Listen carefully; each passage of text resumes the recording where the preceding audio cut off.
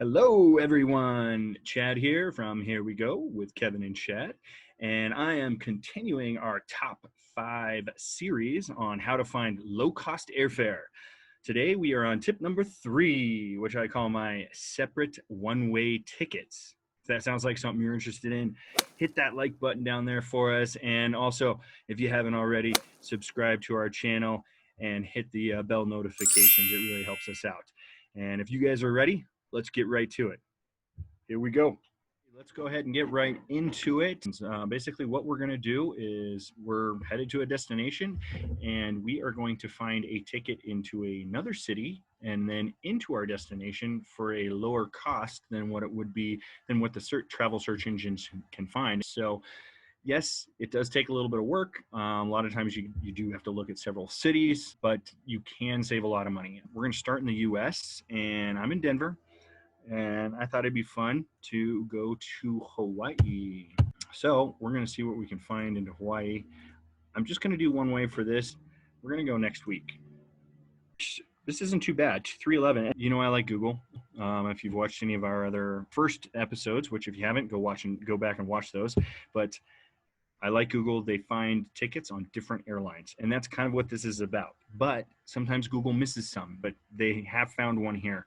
So yeah, it looks like they found one on 2 different airlines on Frontier in Hawaii for $311.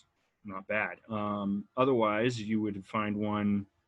Looks like United is $313, pretty much the same. So it's only $2 difference. I don't know that I would book on 2 different airlines to save $2. But you do get in at 12:45, so that's kind of nice. You get a kind of an extra day in Hawaii. Like I said, Google misses sometimes. So let's see what we can do. We're still going to go to Google Flights again. I'm going to do what I kind of told you in tip number 1, how I'm just going to do the broad search to nowhere or everywhere. And so, yep. Oh, look at this. Yeah, this is why right here. $16 into Los Angeles. Let's just make sure this is exactly what we get too. So $16, getting at 725. There's also a 927. We didn't really look at those times. 927. Yeah, you'd have to do the early one to catch this 10 a.m. That's pretty early. So then I just keep opening tabs so I can go back and forth, and I can keep track of what I'm doing. I'll write them down, keep my tabs open. So now we need to get from LAX into Honolulu on the 16th. Yep. Okay. So they've got that same 10 a.m., but they also have an 11:35. I'd rather do that one because 11:35. What was this here? 9:27. You get in at 9:27. 11:35. You got 2 hours. You're fine. So you could do those and still get in at 2:22. You don't have to wake up for that early flight. 265 and our 16. That's 281. Quite a bit cheaper here than.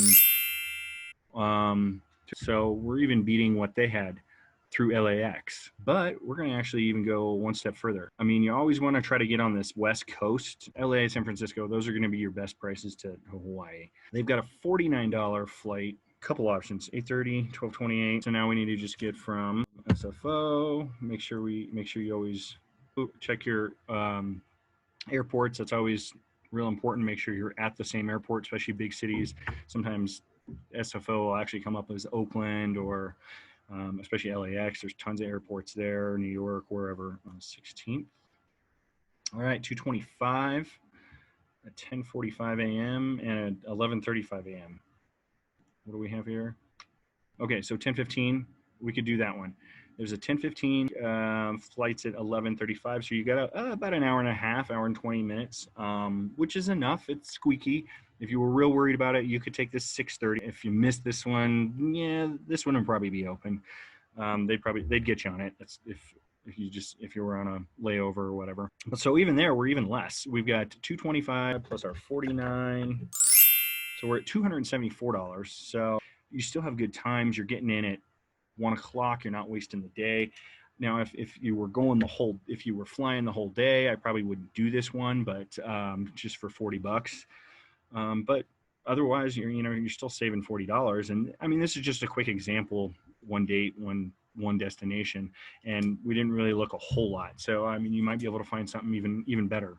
I'm gonna do another example, and I'm gonna do an international example, and this is my favorite. I mean, I've used this. This is really where, I mean, you can really get some good deals. I've used this to Europe. I've used it to Asia, Southeast Asia. I've even used it to Australia. You can find some great, piecing your way if you're willing to do that. Again, all this whole series is about how much time or destination, stops you're willing to give up to save money, and you can definitely save some good money. So let's do an example over to Europe. Let's do Budapest. Love Budapest, but I'm gonna do Budapest just in the fact that, I mean, it's obviously a pretty big city, but it's not one of the main ones, so it's gonna be a little harder to get to. Let's do a month later. Yeah. So, you're going to have to work a little bit. It's not quite like your Paris or your Londons. So you can find some good deals generally to those just right off the bat. That's kind of what we're going to do, is we're going to piece our way one way at a time. So if we get into Budapest, this isn't bad at all, just for what it is. $543 from Denver to Budapest. Although, see this little thing here, that means that we have a day layover. So if you look here, okay, yeah, it looks like we're in Doha, which is Qatar, which is cool. Actually, I actually like this. I would do this. I love layovers. They're an awesome way, and again, it just depends on your schedule and everything like that. But it's a super cool way to see another city, and you're gonna, like, if you didn't do a layover, you're gonna spend $815. Even if you had to pay for a night to stay in another location, you can find a place for less than what it is gonna be to fly there, and you get to be in another location for a night, which is totally cool. I do this all the time. I love it. But so that's 543, but that's just straight search. So we can probably beat that anyway. Usually when I go to Europe, I usually first start looking out of New York. We'll just do to Budapest right off the bat. I mean, if you really want to get into it, you can check New York, you can check Boston, you can check DC, you can check Miami. So like I said before, it definitely can take some time, but sometimes you can save a lot of money. But for this example, we're just going to do straight from New York into Budapest, just for demonstration purposes. Okay, so we can get from New York all the way to Budapest for 188 bucks. Now, again, notice our little symbol here. So we're going to have another layover, and this is Orly. That's Paris.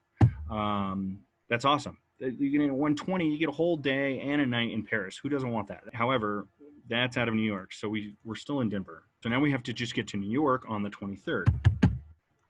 25 bucks? That's great. If you saw it on the calendar there. Although, nope, that's not going to work. That would be awesome. Although you find these a lot. You can get somewhere literally for like 20, 25, 35 bucks, and then you have this cheap flight out, and you're really saving money then. But this one's not going to work because it gets in too late. We do have some other options here. We got a 2 o'clock 737, perfect, 69 bucks. That gives us plenty of time, even if with the delays or anything. So we can get into New York for 69, and then from New York into Budapest for $188. How much is that?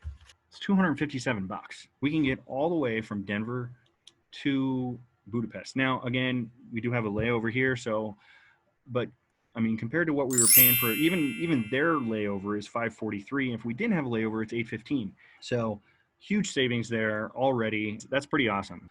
We could go, like I said, further in depth.